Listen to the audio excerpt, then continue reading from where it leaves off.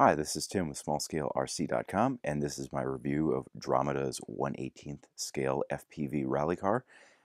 This vehicle came out late last year, was announced earlier in 2017, wasn't released until the later part of the year. Um, Thankful to Hobbyco and Dromida for hooking me up with a review model. Wow, where do I start? Just looking at the car itself is it's fun. I've always been a fan of rally cars, and I've always been a fan of rally cars and how they look and just compact cars in general. Um, so that checks a bunch of boxes off for me. I like the styling, I like the look, even though it's not a licensed replica model, it still looks cool, and it's kind of, it's a basic jelly bean shape. Outside of that, cool little graphics package. I like the additional spoiler that they bolted on there. The wheels, rims look cool. Tires are nice. Looks wise, it's a fun looking car to look at, but the real fun happens is when you power this thing on, grab the controller, and get going. This vehicle handles and performs a lot like the Latrax Rally, so if you're familiar with that car or other 1/18th scale rally cars for that matter, I'm assuming that they all more or less perform the same. While this car does have treads on the tires, they're not slick. It is able to slide around quite a bit. If you're on a surface like carpet, Berber, it will still slide on that. That's been my indoor testing facility, has been a Berber carpeted basement.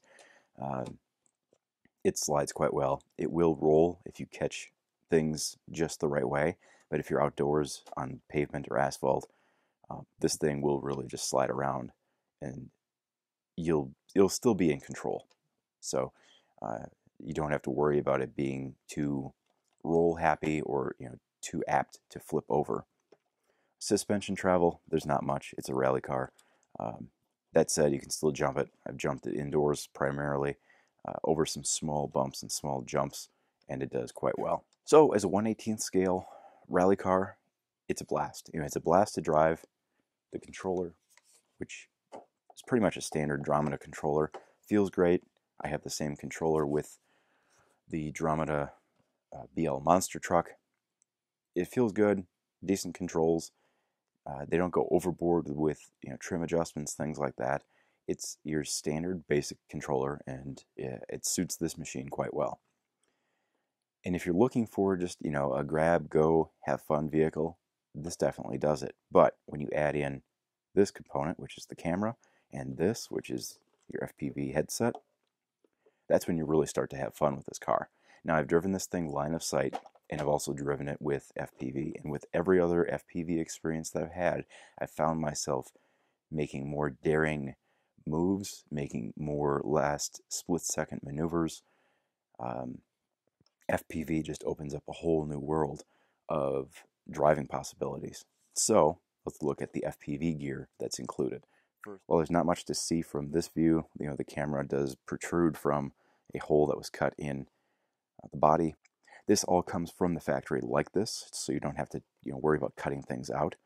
The camera is mounted to a scissor mount inside the body to help absorb shocks and bumps and things like that. And there is an antenna mounted to this camera as well. Here's a look at the internal camera setup. Again, you see the camera mounted on there by a couple screws. There's that mount I was talking about, helps absorb bumps and whatnot. This antenna, it does move, but you're going to want to keep it in this position. You could unscrew it and replace it with a cloverleaf antenna if you'd like, or a different style of antenna if you want to try to amplify and improve your distance and reception. Out of the box, I've been very happy with how this has performed. The reception, the distance, everything. Really nice package. Where the real magic happens is with this, the Tactic FPV RM2. It's your FPV monitor. You can either view this by mounting it to a tripod or put it into the FPV goggle headset that's included. This monitor is very clear, very crisp. I don't have the camera turned on right now, so I can't give you an idea of what it looks like, but trust me, it's very clear and very crisp. It is a little misleading if you're using the DVR or recording function, and there is a little micro SD slot over here. If you're using that function and then watching the video back on a computer, you are not going to get the same quality because they're running a little higher resolution monitor on this setup than what you would get on your traditional computer monitor. That said, it's not bad, and it's still better than not having any recording of your onboard FPV action. Has a band selector, has a video recording button, that's the V button. Channel lets you toggle through the channels. Menu, toggling through the menu is a very easy to use setup, very lightweight for the most part, and charges via USB cable. So you don't need a lot of extra gear if you're heading out to a park. Make sure you're charged up. Make sure you bring your FPV headset, again, included, and make sure you bring your car. Now a closer look at the headset. This headset, when I compare it to the other Eachine headset that I have, it has more heft. It's a lot heavier. You feel it more in your neck. That said, it's not too heavy, but after you wear it for a while, you're going to notice it. You're going to notice it right away after you strap it on. It does have adjustable Velcro straps here. I should say hook and loop. They're not Velcro. And then on the sides, so you can adjust, the amount of tension that you have. If your head size is larger, or if you're trying to put it onto a child, you can pull the straps down as tight as they go and let them experience FPV as well. As you can see, the monitor fits in to the front. It's held in by magnets, so you're really not going to have a lot of shaking or anything like that. This adjusts your distance of the view screen inside. So once you have this on, whether you wear glasses or not, or if you just want to adjust and focus in a little bit more, you can do that. Slide that back and forth. And then that's a quick look at the inside. Really not much to this. I'm thrilled that they included it. I'm really thrilled that they included it with that monitor. But again, for everything that you get, it's an amazing package, amazing setup, and an amazing price. So if you've been wanting to get into FPV and you really aren't sure where to start, you're not sure what gear to get, from the camera to the receiver to the monitor to the headset, I would seriously give this a look. At $229.99, you get all this. And just for the gear alone, well, yeah, it's not worth that. But for the gear, the car, and the amount of fun that you're going to have driving this, I've had this thing outdoors. I've had it indoors more so than out, just because of our weather situation that we've had this winter. It's been a blast to drive around the basement, and I will go to this before I'll go to firing up the Xbox or grabbing an iPad to play a game. Just setting up a little course in the basement, ripping around, jumping over things, trying to dodge toys that are laying around. It's words can't describe how much fun this thing is. You can feel your heart rate go up. It is just an amazing experience, and I will say that this body is incredibly durable. I don't know if it shows up, but I've got a couple of scuff marks on here, a little bit of denting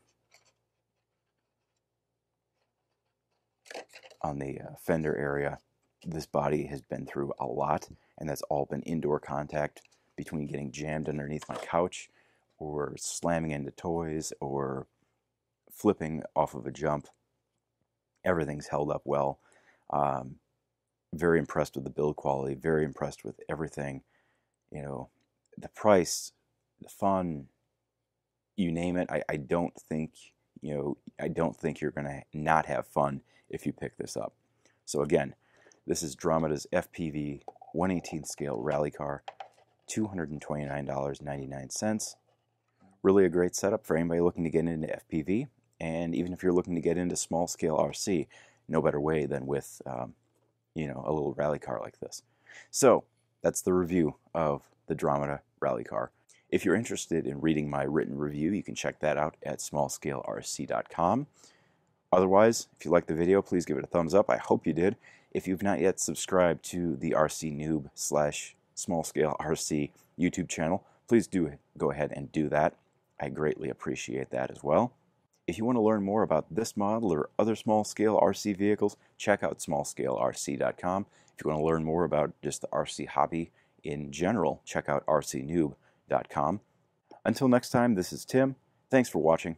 Keep those batteries charged up and keep enjoying your hobby.